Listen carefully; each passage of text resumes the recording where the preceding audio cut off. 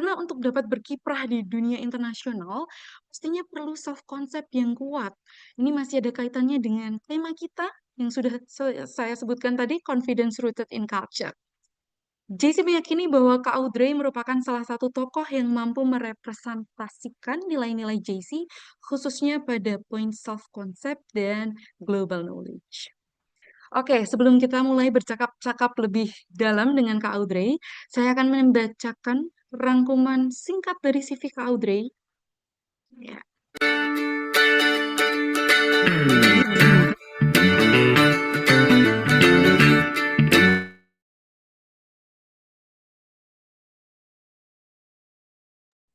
Baik, apakah sudah terlihat?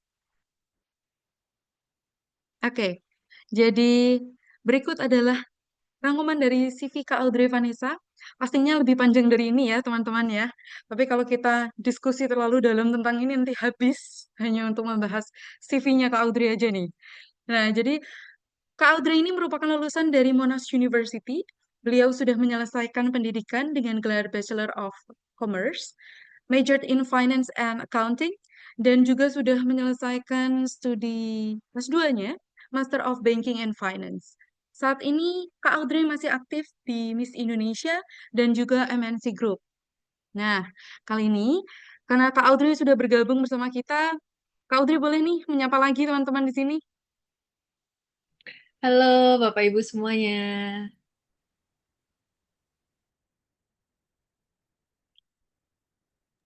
Iya, halo Kak Audrey. Gimana kabarnya hari ini, Kakak? Baik sekali, senang sekali. Terima kasih JC untuk kesempatannya dan terima kasih Bapak Ibu yang sudah bergabung hari ini untuk ngobrol-ngobrol santai bareng. Iya, santai banget, tapi harapannya tetap deep ya bahasan kita ya, Kak ya. Harus tetap deep dan Harus. inspiratif. Oke. Nah, teman-teman, yang menarik dari Kak Audrey ini, ternyata Kak Audrey juga pernah mengajar loh sebagai substitute teacher di alma maternya dulu. Benar ya, Kak ya? Di Manado Independent School? Betul, dulu pas selesai sekolah SMA sebelum berangkat college, saya substitute teacher in elementary school untuk kelas civics and also music gitu Kak. Uh.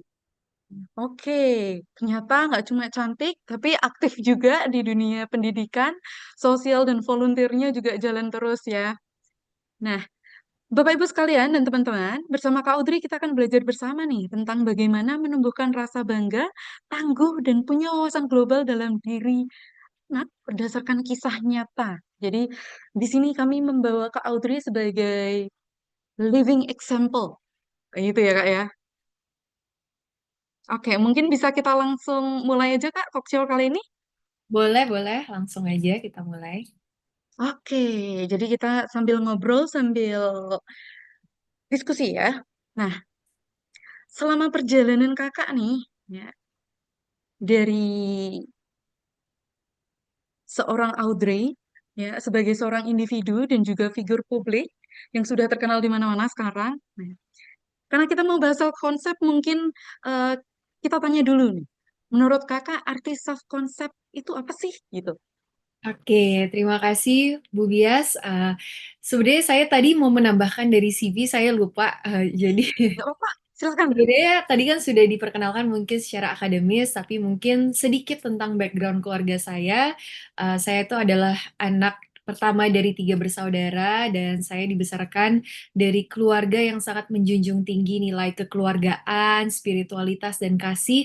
Jadi sejak kecil saya dan adik-adik ini memang hidup bukan hanya tentang pencapaian, tapi tentang bagaimana kita bisa hidup dalam kasih dan kebenaran. Jadi mungkin hari ini saya akan sharing bukan dari pengalaman saya sebagai orang tua karena saya belum berkeluarga, tapi bagaimana pengalaman saya dari sebagai seorang anak, bagaimana dulu ketika orang tua saya mendidik saya dan adik-adik itu sangat berdampak sehingga saya bisa menjadi diri saya yang saat ini. Jadi langsung menjawab pertanyaan Bu Bias ya, tadi tanya Ya, apa itu self concept bagi saya secara pribadi. Jadi kalau self concept bagi saya itu adalah bagaimana kita bisa mengenali diri kita secara utuh. Jadi bukan hanya dari pencapaian itu tadi, tapi juga dari nilai-nilai dari kehidupan kita, kelebihan tapi juga kekurangan kita, Tapi lebih pentingnya adalah tujuan hidup kita itu apa sih? Anak itu harus tahu secara menyeluruh agar tahu apa itu self concept.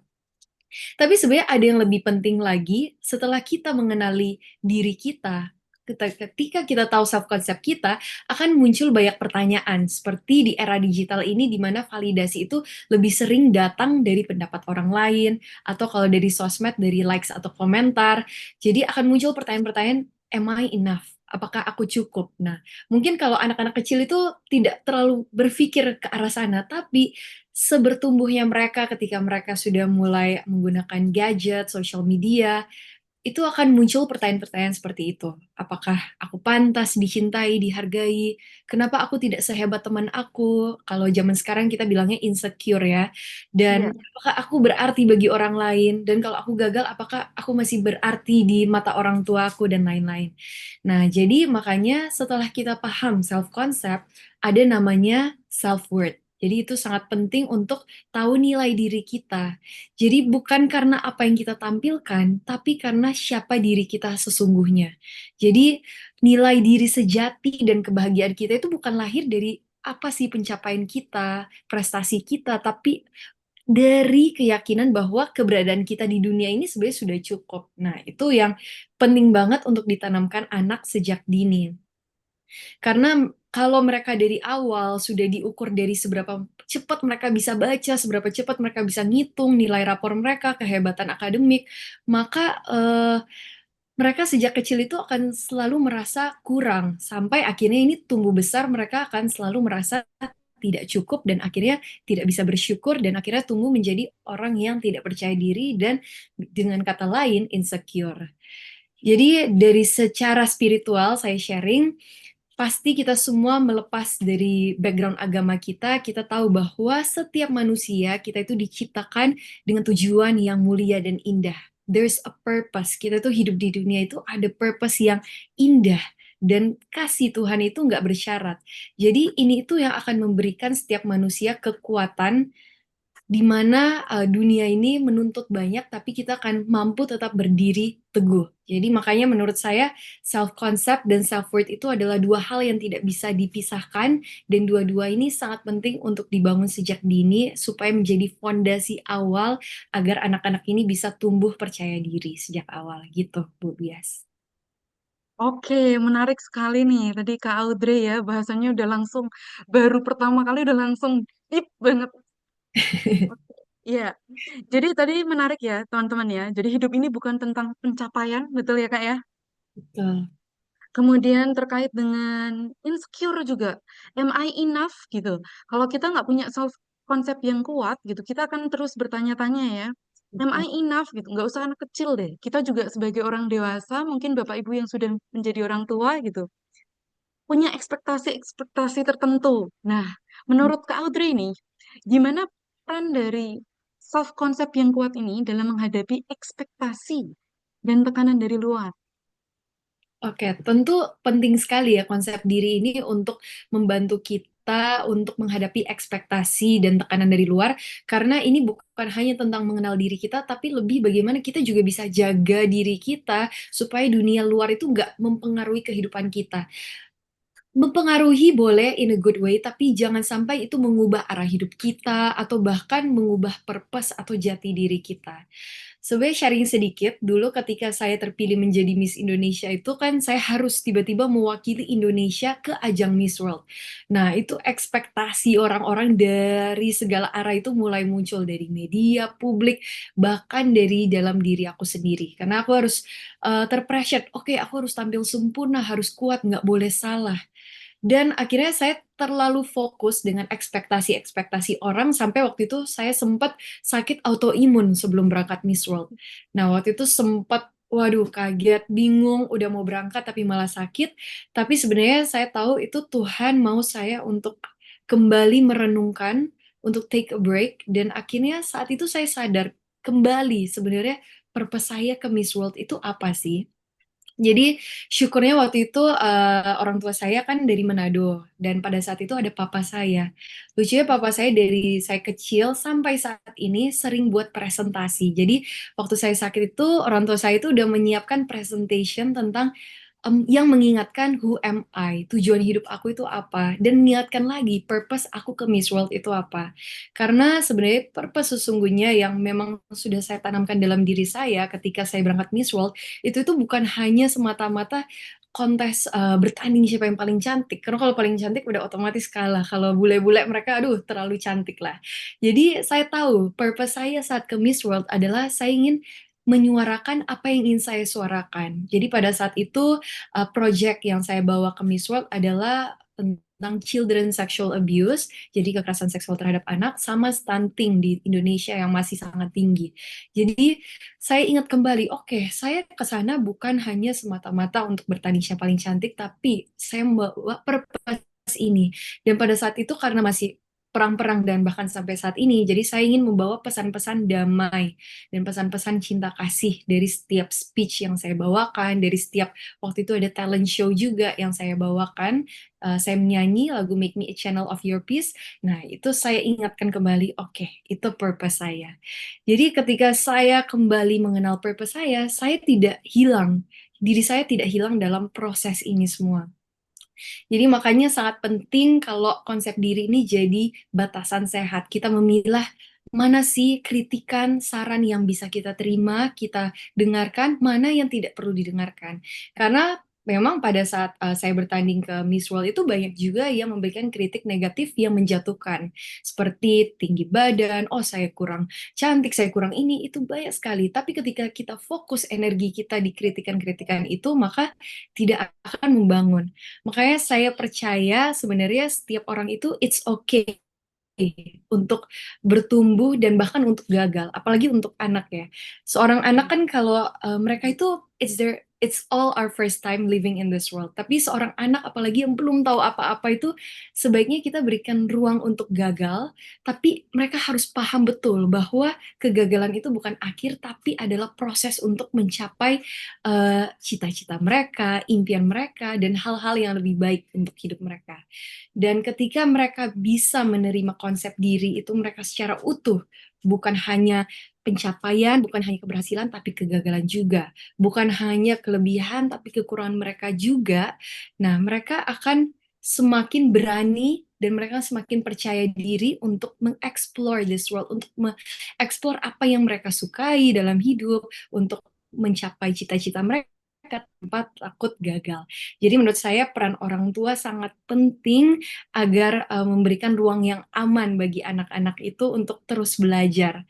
Um, dan untuk menerima anak apa adanya walaupun dalam kegagalan. Karena orang tua saya selalu mengingatkan saya bahwa kegagalan itu adalah proses belajar dan jangan kita terlalu berlarut-larut dalam penyesalan ketika kita gagal. Dan saya percaya ketika anak itu dicintai ya tanpa syarat, pasti mereka akan lebih berani untuk melangkah, mencoba, dan bahkan gagal, tapi tidak kehilangan rasa percaya diri. Seperti itu, Bu Bias. Oke, menarik banget ini. Nah, dari tadi kan kakak nyerita ini, Kak Audrey cerita tentang bagaimana peran orang tua dalam mendukung anak-anaknya ya, supaya membentuk rasa percaya diri. Nah, dari pengalaman kakak sendiri nih, momen penting apa dalam masa kecil Kak Audrey yang bisa membentuk rasa percaya diri ini mengakar kuat gitu di benak Kak Audrey sampai ketika jatuh akhirnya bisa langsung bangkit lagi dengan support orang-orang sekitar gitu Kak. Sebenarnya kalau momen itu banyak sekali ya, karena justru momen-momen saat saya masih kecil itu semua yang membentuk saya sehingga saya bisa menjadi diri saya saat ini. Tapi sebenarnya banyak hal-hal sederhana yang dilakukan orang tua saya kepada saya dan adik-adik ini yang sebenarnya sangat mengubah cara pandang saya dan menanamkan nilai-nilai hidup yang sangat mendalam bagi saya dan adik-adik. Seperti contoh, ketika makan pagi dan makan malam, kita itu wajib duduk di meja makan bersama. Saya ingat sekali sejak saya kecil sampai bahkan besar, itu adalah suatu hal kewajiban yang se-family gathering supaya mendekatkan keluarga kita. Tapi lebih pentingnya adalah orang tua itu sering menyelipkan cerita-cerita atau pesan-pesan moral itu setiap dinner atau saat perjalanan. Misalnya mau diantar ke sekolah. Nah, itu mereka itu menggunakan waktu-waktu yang terbatas itu untuk actually share their insights, pengalaman mereka, dan mereka biasanya mengemasnya dalam bentuk-bentuk cerita supaya lebih menarik, supaya aku dan adik-adik itu lebih nangkep. Walaupun most of the time itu sebenarnya aku sering banget ketiduran. Misalnya papi mami lagi ngobrol di depan, lagi kasih nasihat, nah itu aku udah ketiduran. Tapi tanpa disadari sebenarnya banyak sekali ternyata yang terekam otak saya. Jadi tidak sia-sia. Mungkin waktu itu orang tua saya sempat berpikir, wah sia-sia ini ngomong sama anak-anak. Pasti karena nggak didengar, ketiduran atau apa. Tapi sebenarnya itu sangat-sangat berharga dan sangat-sangat membentuk saya. Itu satu momen. Mungkin aku cerita momen lain. Jadi saya dan adik-adik itu kita itu anak-anak yang aktif di sekolah. Jadi di ekskul, di pentas. Dan yang membuat suatu momen itu spesial adalah karena saya ingat sekali di setiap tampil atau pentas, orang tua kami itu selalu hadir. Tidak selalu mami dan papi dua-dua hadir, tapi misalnya mama saya hadir atau papa saya hadir, tapi at least one of them is always there for us. Dan tidak melihat harus pentas besar, pentas kecil pun mereka datang. Nah, sebenarnya itu adalah suatu hal yang biasa bagi saya dan adik-adik. Tapi suatu hari teman saya pas udah SMA ini bahkan, udah bukan SD lagi, dia pernah bilang, saya suatu hari kalau mau cari jodoh, mau cari kayak mama kamu. Hah? Terus aku kaget, hah kenapa? Terus dia cerita, iya soalnya dari dulu saya selalu lihat mama kamu selalu ada buat kamu sama adik-adik kamu. Wah, dari situ saya terbuka pikirannya, jadi sadar bahwa oh ternyata momen-momen di mana orang tua saya selalu ada itu sangat berdampak dan ternyata itu yang dibutuhkan setiap anak. Karena biasa anak itu em, aku sering lihat juga sih di TikTok itu ada video-video di mana kalau anak itu belum lihat orang tuanya saat pentas itu mereka itu nggak senyum, tapi tiba-tiba pas mereka lihat ada orang tua mereka hadir saja nggak ngapa-ngapain, wah itu mereka langsung bahagia.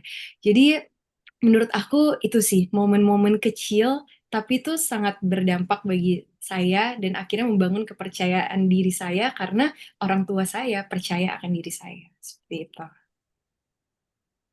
Iya, oke, so dari sini kita bisa belajar ya, Bapak Ibu dan teman-teman, ternyata untuk membentuk rasa percaya diri itu gak melulu dari sekolah gitu ya. Dari rumah kita juga bisa menyelipkan pesan-pesan yang ingin disampaikan kepada anak-anak. Mungkin terlihat tidak serius gitu ya mereka waktu menerima, tapi ternyata itu berkesan gitu, bahkan diingat sampai sekarang gitu ya Kak ya. Betul, betul. Oke, next nih Kak. Menurut Kakak, mengapa masa kecil atau golden age ini dianggap krusial dengan dalam membentuk karakter dan kepercayaan diri seorang anak? Karena kan dari tadi Kakak cerita nih, oh hal-hal kecil di masa lalu itu ternyata kepake gitu di Hmm. sekarang ini, ya kan? Nah, mungkin bisa share nih Kak. Iya, sebenarnya dikatakan golden age ya. Itu kan usia 0 sampai 6 tahun itu dikatakan golden age karena segala sesuatu yang diabsorb oleh anak itu berkembang sangat cepat. Jadi otak anak, emosi anak, karakter anak itu berkembang benar-benar cepat dan mereka absorbs everything that's around them. Jadi kata-kata mereka, ekspresi dari orang tua, nilai-nilai kehidupan yang ditanamkan orang tua, bagaimana orang dewasa bersikap terhadap satu sama lain, misalnya mama treats the father and kebalikannya, dan bagaimana um, orang tua juga memperlakukan anaknya. Nah, jadi itu akan menjadi cetakan awal bagaimana kepribadian mereka itu dibentuk. Jadi sebisa mungkin mereka harus tumbuh di lingkungan yang positif, aman, karena itu yang very crucial age. Nah, lebih penting lagi mereka itu harus rasa mereka dihargai dan diterima apa adanya gitu. Karena mereka harus dapat ruang bagaimana mereka bisa express themselves. Mereka bisa mendapatkan kebebasan juga untuk berpendapat. Nah, itu sangat penting. Jadi kalau mereka bertumbuh secara alami, maka mereka kepercayaan diri mereka juga bertumbuh secara alami, bukan cuma percaya diri ketika akhirnya dipuji atau mereka meraih prestasi baru percaya diri. Nah, ya, dan sebenarnya sharing sedikit lagi, orang tua saya itu sebenarnya kan adalah role model saya. Sejak saya kecil saya udah tahu mereka role model saya. Jadi otomatis cara mereka berbicara satu sama lain itu sebenarnya adalah bagaimana saya treat others saat saya di sekolah atau saat saya berorganisasi atau saat saya berkomunitas. Bagaimana mereka solve problems itu juga yang saya lakukan di sekolah. Jadi sangat-sangat penting. Nah, dalam membangun dari Golden Age ini, saya tahu bahwa orang tua saya itu menekankan 4 poin penting. Jadi supaya balance. Jadi kita tahu dalam pribadi seseorang itu kita ada PQ, EQ, IQ, dan SQ. Jadi intelligent quotient, emotional quotient, physical quotient, dan spiritual quotient. Nah, seringkali kan beberapa sekolah itu hanya menekankan pentingnya IQ, tapi saya tahu kalau JC enggak. Saya udah tanya Bu Bia, soalnya banyak sekali program-program juga yang mengutamakan EQ dan PQ juga. Nah, jadi makanya sangat penting adanya emotional quotient karena anak-anak itu akan mampu mengelola emosi mereka, membangun relasi mereka terhadap sesama.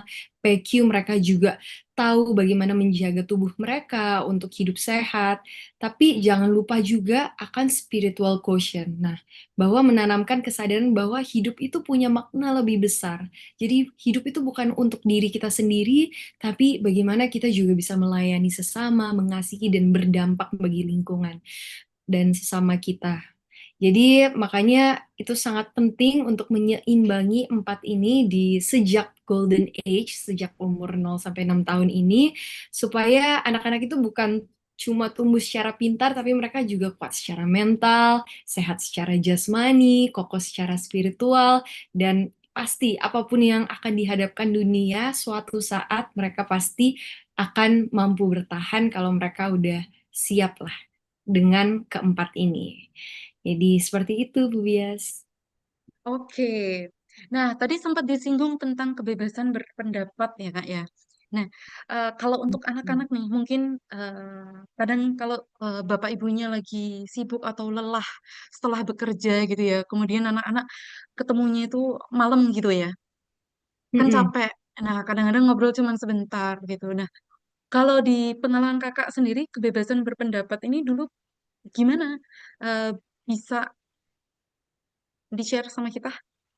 Oke, sebenarnya kalau uh, bebas untuk berpendapat adalah saya itu dan adik-adik tuh dari kecil itu diajak untuk terbuka, untuk cerita apapun yang terjadi di sekolah atau apapun yang kita alami. Jadi dari dulu kita emang suka cerita dan sejak kecil kami karena kami aktif dalam organisasi dan lain-lain, kami tuh sering bertanya kepada orang tua. Jadi banyak sekali pilihan-pilihan, misalnya contoh ekskul apa yang mau kami ambil di sekolah. Dari SD atau SMP kan biasanya kita ada ekskul nih. Nah, itu biasanya orang tua pasti pengennya sesuatu yang lebih menguntungkan bagi anak. Tapi kadang anak kan pengen sesuatu hal yang mereka gemari atau sukai. Nah, biasanya itu ada perselisihan pendapat mungkin. Biasanya orang tua akan memaksakan hal ini, tapi anaknya mau ini. Nah, biasa em, ayah dan ibu saya sering ajak untuk berdiskusi bareng, merefleksikan bareng pros and cons setiap keputusan, dan akhirnya decide dari sana mana yang terbaik. Tapi pada akhirnya orang tua tidak pernah memaksakan karena ayah saya memegang prinsip love gives freedom. Cinta itu membebaskan. Jadi apapun keputusan anak akan disupport oleh orang tua seperti itu. Tapi pastinya tetap diarahkan oleh orang tua mana yang terbaik dan akhirnya anak itu akan memutuskan sendiri. Seperti itu, Bias. Oke, jadi orang tua senantiasa mendampingi ya. Betul. Jadi tetap diajarkan untuk paham, oh kalau mau ambil keputusan tuh kita tetap harus tahu apa aja plusnya, apa aja minusnya gitu ya. Ya, tetap harus ada arahan dari orang tua karena mereka kan yang sudah pengalaman dalam hidup mereka yang sudah lebih tahu dari anak. Jadi tetap orang tua itu harus jadi kompas dan jangkarnya gitu. Oke, nah kita udah dapat pertanyaan nih Kak dari peserta webinar. Untuk Kak Audrey, apakah menjadi orang tua yang ingin anaknya terus menjadi bintang itu berlebihan? Jadi ada teman saya yang merupakan seorang ibu yang menuntut anaknya untuk selalu ikut lomba, menjadi orang yang paling nomor satu di lingkungan dia. Nah, apakah itu sebenarnya baik nggak untuk seorang anak gitu? Kalau dari kakak gimana nih sharing Oke. your opinion with us? Ya. Oke, saya mungkin sharing dari pengalaman pribadi ya. Sebenarnya saya dari kecil sekali itu sudah selalu ikut lomba. Jadi saya sejak SMP itu yang benar-benar lomba yang benar-benar setiap tahun, setiap beberapa bulan lomba-lomba terus. Tapi SD juga ada lomba-lomba kecil-kecilan seperti lomba menyanyi. Sebenarnya beda ya cara parenting orang tua, tapi saat saya lomba, sebenarnya saya nggak pernah dipaksa oleh orang tua saya. Tapi saya mau lomba karena saya mau belajar. Karena saya melihat orang tua saya itu aktif dalam kehidupan organisasi dan sosial mereka. Jadi itu membentuk saya pengen dengan sendirinya untuk lomba. Walaupun awalnya pasti pas saat kecil itu pasti karena arahan orang tua yang mengikutkan saya lomba menyanyi, lomba piano, dan sebagainya. Tapi saya sangat merasa dengan lomba-lomba itu saya sangat improve dengan skill-skill lainnya. Jadi bukan hanya secara akademik, tapi banyak sekali yang saya pelajari seperti leadership skill, kepercayaan diri, keberanian. Nah, sebelum itu, saya cerita sedikit dulu. Sebenarnya pas saat saya kecil, saya juga sering dipaksa sebenarnya untuk tampil menyanyi, tampil menyanyi saat ada acara orang kawin, wedding, atau di depan keluarga, atau saat makan malam, tapi oleh oma saya sebenarnya, bukan orang tua saya. Dan pada saat itu saya kesel, saya tuh nggak suka sebenarnya dipaksa, karena itu perasaan yang sangat takut, nggak enak, saya nggak suka dipaksa. Tapi tanpa saya sadari, akhirnya itu sebenarnya menjadi kekuatan saya saat ini. Ketika saya disuruh tiba-tiba mendadak menyanyi atau berkompetisi atau berbicara di panggung, saya udah lagi nggak gugup karena saya sudah dibiasakan itu sejak kecil. Mungkin tidak berlebihan, mungkin baik, tapi tidak bisa juga dipaksakan secara berlebihan. Jadi mungkin harus ada titik temunya di mana orang tua bisa Mmm, membawakan mengkomunikasikannya kepada anak bahwa ini adalah hal yang baik dan mungkin, the way the, parents present it to the child itu harus, dengan reward. Misalnya, "Oke, kalau kamu ikut lomba ini, nanti kita ini ya." Jadi anak pun akan dengan sendirinya mau mengikuti lomba itu tanpa paksaan. Tapi menurut saya penting untuk ikut lomba-lomba, bukan hanya di sekolah, bukan hanya akademis, karena itu sangat membentuk karakter dan juga skill-skill lainnya yang mungkin tidak akan dapat saat sekolah. Dan sebenarnya saya tahu itu ada istilahnya tiger mom yang memaksa anak gitu ya. Jadi, itu cara didik aja mungkin Bu Bias yang beda-beda, tapi tetap kita harus memberikan kebebasan kepada anak, tapi kita juga harus memberikan ruang untuk mereka berekspresi. Jangan sampai anak kita one day akhirnya luka batin terhadap diri kita, karena kita terlalu memaksa dan ternyata karena kita terlalu memaksa akhirnya kita melukai hatinya. Jadi buat apa semuanya ketika at the end of the time mereka akhirnya tersakiti oleh perbuatan kita. Seperti itu sih, Tobias. Oke, jadi kalau dari pengalaman kakak sendiri lebih ke leading by example ya dari orang tua ya. Wow. Jadi mulai bertahap dari acara-acara sederhana. Jadi nggak harus langsung yang kompetisi, harus juara gitu nggak perlu ya. Jadi bisa dimulai dari step by step. Langkah kecil itu juga berarti gitu ya kak ya. Sebenarnya kalau juara dari dulu orang tua saya tidak pernah pressure saya harus juara satu. Tapi mereka selalu mengajarkan saya untuk give the best, supaya no regret. Jadi lakukan yang terbaik dan belajar dari setiap proses lomba itu. Karena setiap lomba itu kan kita pasti belajar banyak hal gitu. Dan memang saya tidak selalu nomor satu, tapi saya sering juga nomor satu. Jadi saya sudah merasakan indahnya menang, tapi saya juga tahu arti kegagalan dan saya tidak menjadikan kegagalan itu sebagai penyesalan. Dan setiap kali gagal, kan saya sedih kan, tapi orang tua saya nggak pernah sekalipun kayak, ya kamu sih kurang belajar, kamu sih ini, nggak pernah, tapi orang tua saya malah menyemangati, nggak apa-apa, itu justru kamu belajar begini, begini, begini, karena kamu nggak menang, gitu. Jadi saya sangat bersyukur karena nomor satu, support orang tua, itu sangat penting untuk anak. Oke, ini berkaitan dengan nilai-nilai dan prinsip hidup ya, dalam Hmm. menjaga arah nih berarti. Kakak itu kan punya integritas dalam kayak terlihat dari caranya menjawab tadi. Bahkan ketika down beberapa kali, ketika yang autoimun juga ya sebelum eh, maju ke next step dari Miss World. itu sendiri, kakak sempat drop yang drop-dropnya, tapi pada akhirnya kakak bisa kembali lagi nih. Nah, menurut kakak, bagaimana peran nilai dan prinsip hidup ini dalam menjaga arah dan integritas seseorang di tengah dunia yang terus berubah cepat, termasuk dari menghadapi ekspektasi-ekspektasi dari luar itu tadi ya, Kak? Oke. Jadi, karena ya benar sih, dunia ini kan terus berubah sangat cepat. Tapi prinsip hidup itu sama nilai-nilai yang kita tanamkan kepada anak itu sebenarnya seperti akar pohon. Jadi dunia bisa berubah, angin bisa kencang, tapi kalau akarnya kuat, pohon pasti akan tetap berdiri dengan teguh gitu. Jadi nilai-nilai seperti integritas, kasih, kejujuran, nah ini harus kita tanamkan sejak awal sehingga ketika anak sudah mulai bertumbuh, akhirnya bisa membuat keputusan sendiri, mereka menggunakan itu sebagai em, arah atau kompas yang mereka gunakan untuk mengambil keputusan. Saya Oke. mungkin sharing sedikit. Jadi, tapi ini saya sudah SMP. Tapi sejak saya kecil sekali, SD, walaupun saya nggak tahu apa itu integritas, ayah saya, ibu saya selalu menanamkan pentingnya kejujuran. Tapi lebih akhirnya saya lebih nangkep arti integritas itu ketika saya mengalami suatu peristiwa saat saya SMP. Jadi cerita sedikit, saat saya SMP itu mungkin kelas 7 ya, SMP 1, saya itu ada ujian. Sorry, kelas 8. Saya ujian besar, itu ujian sains. Susah sekali ujiannya, karena memang pas zaman saya sekolah memang masih textbook, semuanya kan masih hafalan yang susah banget, nggak ada AI and everything. Ini kita harus menghafal baik sekali. Tapi sebelum ujian, gurunya itu ke toilet. Nah, ketika guru toilet, mungkin dia kebelet atau apa, jadi buru-buru, jadi kertas ujiannya ditinggal di kelas. Nah, ada satu teman saya agak nakal, jadi dia foto pertanyaannya. Nah, karena mereka pintar, jadi mereka mengundur-ngundur waktu supaya ujiannya akhirnya nggak keburu, akhirnya bener aja waktu itu bel berbunyi dan ujian kita itu dipospon ke next class. Nah, pada saat itu udah ada handphone, jadi kita pakai Line. Teman-teman itu pada ngirim foto-foto itu di Line Group. Nah, waktu itu teman saya juga tanya, Audrey, kamu mau nggak dikirimin ini fotonya?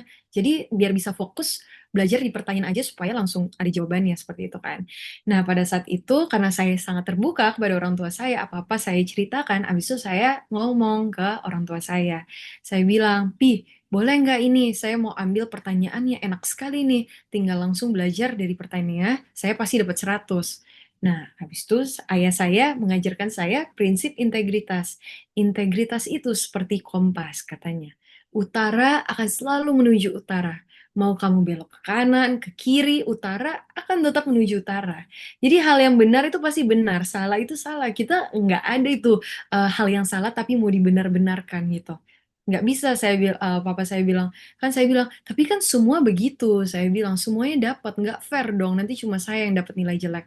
Akhirnya ayah saya tetap bilang, ya itu prinsip integritas. Tetap hidup dalam kebenaran, dilihat atau tidak dilihat orang. Memang nggak fair, tapi yang penting kita hidup benar. Akhirnya dengan sedih hati dan marah, waktu itu saya tetap menurut kepada orang tua, saya tidak cheating. Akhirnya ternyata ada 2 orang yang nggak tahu bahwa jadi satu saya nggak dapat karena saya nggak mau, yang satu nggak dapat karena memang nggak dikasih. Nah, yang satu ini merasa nggak fair kan, jadi dia laporkan ke gurunya. Jadi saya juga belajar dari situ bahwa kebenaran akan selalu terungkap. Jadi betul saja ketika ujian mereka semua dapat 100, terus ada yang lapor dan gurunya juga tahu kenapa jawabannya semua 100. Biasanya kan sains adalah pelajaran yang susah, nggak mungkin semua 100. Jadi gurunya minta kejujuran, akhirnya terungkap bahwa semua kelas cheating kecuali saya dan satu orang itu. Dan akhirnya pada saat itu semua otomatis dapat nol, dan mereka harus ulang, sedangkan saya otomatis dapat 100 dengan teman saya. Wah, itu adalah suatu pembelajaran dan suatu hal yang luar biasa karena saya melihat dengan kepala mata sendiri langsung pada saat itu bahwa kejujuran itu tidak sia-sia begitu loh ketika kita hidup dalam kebenaran. Dan pada saat itu, tapi karena saya waktu itu ketua kelas, saya dengan bilang ke guru saya bahwa saya akan tetap mengambil ujian untuk kebersamaan kelas. Akhirnya kita ambil tesnya bareng-bareng.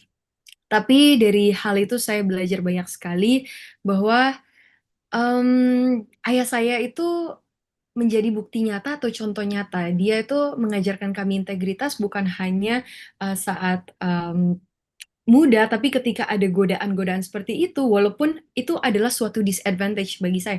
Kebanyakan kan orang tua mau, oh yang penting iya kamu 100, kamu juara satu. Tapi enggak, bagi ayah saya yang penting kamu hidup dalam kebenaran itu jauh lebih baik, jauh lebih mulia. Akhirnya wah dari situ itu yang saya pegang terus sampai sekarang, which is 15 tahun ke depan masih hal itu yang saya pegang ketika saya ingat tentang integritas.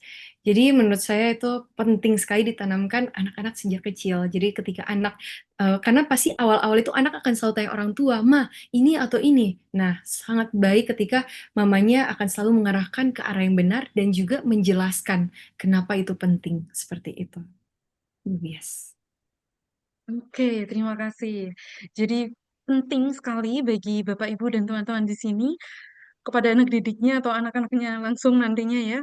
Jadi hidup dalam kebenaran, ya, menekankan bahwa honesty is the best policy ya Kak ya. Iya, Iya. pasti akan Oke. dapat upahnya suatu hari. Dan kebenaran akan selalu terungkap. Jadi jangan takut untuk merasa tidak adil seperti itu. Iya. Jadi meskipun ada godaan ke kanan dan ke kiri gitu, jangan ragu untuk menanamkan prinsip mana yang jelas-jelas benar dan mana yang jelas-jelas salah ke anak-anak kalian gitu ya. Betul. Ya, Oke. Iya, ada lagi yang mau ditambahkan Kak? sudah, Kak Bias. Oke. Oke. Nah, mungkin kita geser sedikit topiknya ya.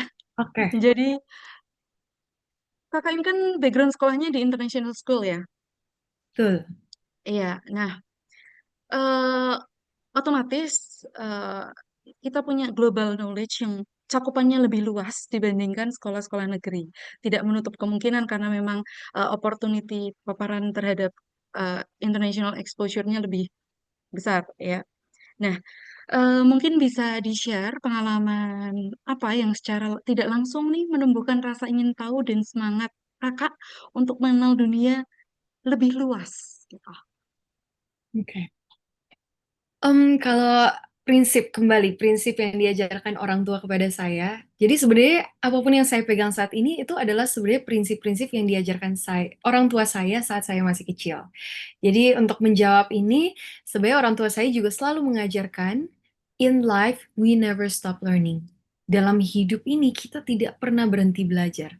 Jadi seringkali kita itu salah ketika kita berpikir bahwa oke, kita itu belajar hanya untuk dari SD supaya dapat nilai bagus masuk SMP, SMA, SMA supaya bisa masuk universitas yang kita mau, terus kuliah, terus setelah kuliah eh maaf sebentar. Oke. Setelah kita kuliah, habis itu kita dapat pekerjaan yang baik. Nah, itu seringkali mindset yang salah dari anak-anak karena mereka tidak tahu pentingnya edukasi. Nah, padahal sebenarnya untuk terus belajar adalah supaya mereka bisa mencapai apa yang mereka cita-citakan dalam hidup ini. Supaya mereka bisa mencapai purpose mereka dalam hidup. Seperti itu. Nah, aku sebentar ya. Aku agak terdistrak karena lampunya mati. Sebentar. Oke, 1 menit. oke, it's okay. Oke. Oke, sip. Ya, begitu. Jadi tadi, oke. Tadi ngomong tentang... Untuk terus belajar, kita Oke, harus tahu ya, to betul. achieve our goals later gitu ya. Yes, in life you never stop learning, benar. Nah, tapi saya sangat bersyukur karena saya itu sebenarnya sangat didukung oleh sekolah. Jadi, untung tadi Bu Bias mention sedikit, saya sekolah di Manado Independent School pas saya SD sampai SMA. Jadi sebenarnya di kegiatan sekolah kami itu sangat membuka banyak sekali peluang agar anak ini bisa aktif secara ekstrakurikuler, jadi secara elektif dan dari berbagai macam lomba-lomba. Jadi makanya oleh sebab itu saya bisa berorganisasi, bisa berlomba-lomba, itu semua karena sekolah yang mendukung. Nah, saya percaya JC juga mendukung akan hal tersebut.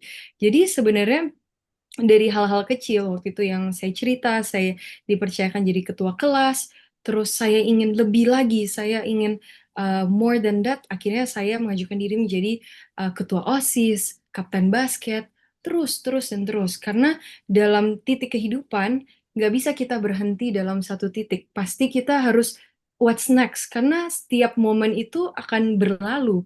Nggak bisa kita misalnya contoh, saya menjadi Miss Indonesia. Nggak bisa saya jadi Miss Indonesia terus. Pasti setelah ini ada Miss Indonesia berikutnya, Miss Indonesia berikutnya, Miss Indonesia berikutnya. Jadi bagi saya harus ada plan what's next setelah Miss Indonesia. Nah, makanya semangat rasa ingin tahu itu sebenarnya karena saya aktif dalam organisasi dan kompetisi sejak kecil, dan sejak kecil itu sudah diwadahi dari platform sekolah. Seperti itu sih. Yes. Oke, menarik. Nah, eh, menurut kakak, ya, kakak kan juga udah join kegiatan-kegiatan internasional lainnya ya, bahkan kuliah juga di luar negeri kan. Nah, dalam mengikuti berbagai kegiatan berskala global ini, Mm-mm. pelajaran apa yang paling membuka mata dan ingin Kak Audrey share kepada generasi muda Indonesia dan juga Bapak Ibu di sini ya, supaya anak-anak sekarang atau anak-anak teman-teman yang lebih muda juga supaya mereka ini bisa tumbuh dengan perspektif yang luas tapi tetap membumi gitu. Paham global knowledge tapi tetap punya soft concept yang kuat. Gimana tuh, Kak? Oke. Sebenarnya benar sekali. Jadi yang paling recently itu kan sebenarnya pengalaman saya saat saya di Miss World. Nah, itu sebenarnya pengalaman yang sangat-sangat membuka mata saya bahwa memang setiap dari kita itu berbeda. Jadi waktu saya kompetisi di Miss World itu kita ada 120 wanita hebat, mereka semua cantik, tapi mereka semua memiliki keunikan benar-benar fiturnya beda, warna kulit beda, tinggi mereka beda, tapi lebih penting lagi, it doesn't matter karena itu physical look kan. Lebih penting lagi adalah budaya mereka beda, language mereka beda, dan ini semua itu yang merupakan keindahan yang akhirnya menyatukan kita semua wanita 100 dari 120 negara di ajang Miss World. Jadi itu lebih kayak bukan kompetisi lagi, tapi bagaimana kita sharing our global knowledge, kita membawa isu-isu dari negara kita dan kita diskusikan bareng apa yang bisa kita lakukan to make this world a better place dan lain-lainnya. Jadi dunia itu sebenarnya nggak butuh orang yang seragam, semua orang itu sama, tapi the world needs color. Makanya ada istilah beauty in diversity seperti itu ya. Jadi sebenarnya menurut saya sangat penting untuk mengenalkan perspektif global kepada anak-anak.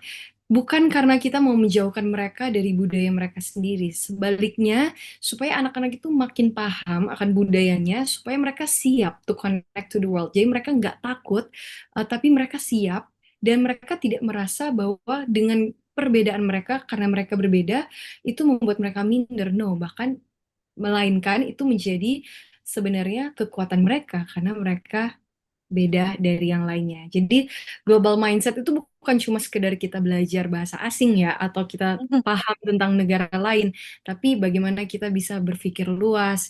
Kita apalagi sudah ada digital knowledge, teknologi, jadi kita pasti bisa menggunakan the digital platform more wisely supaya mengarahkan anak-anak mungkin bisa belajar online, memperluas wawasan dari hal seperti itu, tapi tentunya again butuh navigasi dan arahan dari orang tua supaya mereka bukan hanya menonton-nonton hal yang um, menghibur, misalnya nonton-nonton anak-anak saja, tapi sesuatu yang mengedukatif mereka. Seperti itu, Bu Bias. Oke. Nah, tadi menarik juga disinggung sedikit tentang beauty in diversities ya. Nah, mungkin terkait juga insecurities terhadap anak-anak ini juga kan lagi banyak juga yang, ih aku nggak cantik segala macam gitu, aku nggak berani maju ke depan karena aku ngerasa nggak cukup segala macam gitu. Nah, menurut Kak Audrey, gimana cara menanamkan kamu tuh cantik gitu? Maksudnya kamu tuh bisa meskipun ya itu bukan standar umum gitu. Gimana Kak? Oke, makanya itu kembali lagi ke self-worth yang awal kita diskusikan bahwa setiap manusia itu diciptakan Tuhan dengan kelebihan dan kekurangannya masing-masing. Nah, setiap dari kita itu akan cantik ketika kita menjadi best version of ourselves, menjadi versi diri kita yang terbaik. Nah, bagaimana cara menjadi versi diri kita yang terbaik adalah ketika kita mampu mengoptimalkan kekuatan dan potensi kita. So we optimize all our potentials. Misalnya kita ada bakat menyanyi, kita optimalkan itu. Kita ada bakat di menari, di menggambar. Nah, itu yang kita lakukan agar kita berdampak. Nah, syukurnya ketika saya ikut Miss Indonesia dan Miss World, saya belajar banyak tentang beauty with a purpose. Jadi kita fokus bukan di outer beauty, tapi kecantikan dalam diri kita. Karena inner beauty ya, kalau orang cantik dari dalam, itu tuh seperti lilin. Apinya kecil, tapi kegelapan tidak akan pernah mampu memadamkan lilin yang kecil itu. Jadi, itu yang lebih penting, ditanamkan anak dari sekarang. Kita itu harus dari orang tua sih, supaya anak-anak ini merasa cukup. They're beautiful enough, they're fearfully and wonderfully made.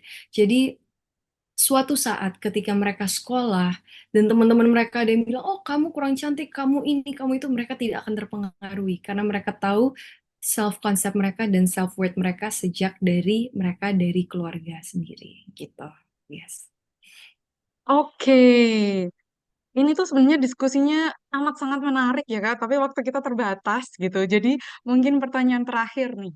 Apa pesan Kak Audrey bagi para orang tua dan pendidik di sini agar bisa membentuk kepercayaan diri dan menanamkan semangat berpikir global kepada anak-anak tanpa membuat mereka kehilangan jati diri sebagai anak Indonesia? Oke, kalau membentuk kepercayaan diri, seorang anak yang paling penting adalah ketika kita berhasil menciptakan lingkungan yang penuh kasih, penerimaan, dan rasa aman sih dalam keluarga. Karena anak ketika merasa dicintai dan dihargai sejak kecil, mereka pasti bertumbuh menjadi pribadi yang lebih berani untuk explore the world. Mereka akan punya akar dari orang tuanya sendiri gitu. Jadi orang tua juga harus sadar bahwa setiap anak itu unik ya. Jadi kadang ketika melihat kesuksesan anak orang lain, kita nggak bisa jadikan itu sebagai jalan sukses untuk anak kita juga. Karena ada anak yang ekstrovert dan percaya diri di depan umum. Kan kita tidak bisa lupa bahwa ada anak yang introvert dan lebih senang bekerja dalam keheningan. Ada juga yang suka seni, ada yang suka angka, ada yang suka baca, ada yang suka to create, kayak to create songs dan lain-lain. Jadi pasti passion, kesukaan, dan kegembiraan anak itu berbeda-beda dan cara belajar anak pun berbeda-beda. Tapi yang sangat penting adalah supaya kita tidak membandingkan mereka dengan siapapun karena itu seringkali yang menimbulkan luka batin. Karena kan sebagai Miss Indonesia aku sering diundang jadi narasumber nih sama anak-anak remaja.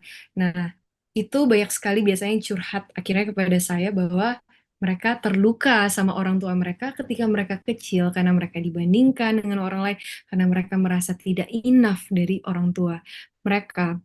Jadi itu sangat penting karena ketika anak terluka dari kecil, bagaimana kita expect mereka untuk bertumbuh menjadi best version of themselves agar mereka bisa sukses di sini, di situ. Padahal dalam hati mereka, mereka terluka terhadap orang tua mereka.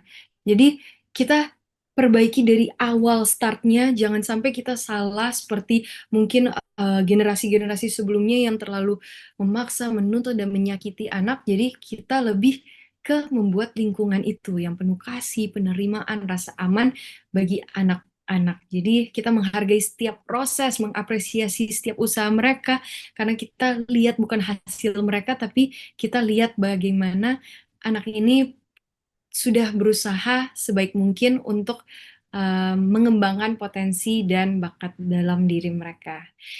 Jadi saya percaya ketika cinta dalam keluarga itu sebenarnya adalah titik dari segalanya, karena anak yang dicintai pasti akan mencintai, anak yang dihargai dia akan juga menghargai orang lain, anak yang dibesarkan dengan nilai-nilai kebaikan, nilai-nilai cinta kasih, mereka pun akan melakukan hal demikian di sekeliling mereka, dan mereka akan menjadi orang yang baik, berprestasi, sukses, dan lebih tepat lagi mereka mampu hidup sesuai dengan tujuan hidup mereka. Nah, aku juga mau sharing, mungkin karena tadi Bu Bias bilang pertanyaan terakhir ya. Oke, saya sharing mungkin dua quotes favorit saya. Yang pertama adalah, not everyone can do great things, but everyone can do small things with great love. Ini dari Bunda Teresa. Jadi yang mengajarkan kita bahwa mungkin di dalam dunia ini tidak semua orang bisa melakukan hal besar. Tapi kita semua bisa melakukan hal-hal kecil penuh dengan cinta yang besar. Jadi mungkin anak-anak kita tidak perlu dituntut selalu melakukan hal besar, tapi ketika mereka melakukan hal-hal kecil, tapi mereka melakukannya dengan hati, itu jauh lebih bermakna, jauh lebih berdampak seperti itu. Kedua, ada quotes lagi. Ini at the time of the worlds, maksudnya pada akhirnya yang matters itu bukan apa yang kita terima sebenarnya dalam hidup. Mungkin pencapaian yang kita terima, atau prestasi yang kita terima, atau em, mungkin kata-kata manis atau pujian dari orang lain yang kita terima. Tapi what matters adalah apa yang kita beri. What we give a heart of love, sacrifice, courage, gitu. Apa yang kita beri yang penuh dengan kasih, keberanian, pengorbanan. Karena ketika kita mati pun kita tidak bisa membawa apapun bersama kita. Hanya apa yang kita beri itu. Jadi itu yang lebih berdampak seperti itu. Jadi saya percaya dengan cinta, penerimaan, dan nilai yang ditanamkan sejak dini bagi anak-anak dari orang tua, dari Bapak Ibu, pasti akan membantu anak-anak untuk tumbuh menjadi anak yang percaya diri, berpikiran global, tapi juga rendah hati dan tidak kehilangan jati dirinya sebagai orang Indonesia. Seperti itu. Terima kasih Bu Bias, terima kasih Bapak Ibu semuanya. Oke, baik. Terima kasih banyak Kak Audrey atas pemaparan yang luar biasa, menarik sekali, sangat menginspirasi. Jadi izinkan saya merangkum dulu overall of our discussion tonight. Jadi penting sekali untuk menanamkan nilai-nilai kebaikan dan kebenaran ya. Eh, Mana yang benar dan mana yang salah perlu disisipkan ke dalam rutinitas sederhana sejak kecil gitu. Kemudian penting untuk hadir dalam setiap momen anak-anak kita ya. Mungkin tidak dari kedua sisi orang tua, apabila ada kesibukan lain salah satu bisa memberikan support dengan hadir di sela-sela acara anak-anak kita. Kemudian penting juga untuk memberikan lingkungan yang penuh kasih, aman ya, dan penting juga memiliki penerimaan karena seperti yang disampaikan Kak Audrey tadi, eh, semua orang belajar ya Kak ya. Jadi not all of us can do great things, but we can do small things with great love gitu. Oke, nah ini juga sejalan dengan apa yang dimiliki JC gitu. Penting untuk memiliki self concept dan juga self worth untuk menentukan tujuan nanti kita akan kemana sih gitu ya. Serta juga penting untuk mengetahui tentang global knowledge. Jadi global knowledge tidak terbatas pada bahasa internasional atau bahasa negara lain, tapi juga bagaimana kita memiliki open mindset gitu. Nah, semoga teman-teman dan Bapak Ibu semua juga merasa tercerahkan dan semakin semangat mendampingi tumbuh kembang anak. Oke, sekali lagi terima kasih banyak kepada Kak Audrey. Kami sangat menghargai kehadiran dan kontribusi Kakak di J-Talk kali ini. Apabila ingin meninggalkan Zoom terlebih dahulu, dipersilahkan Kak Audrey. Terima kasih banyak Bu Bias, terima kasih Bapak Ibu. Semangat menjadi orang tua yang baik.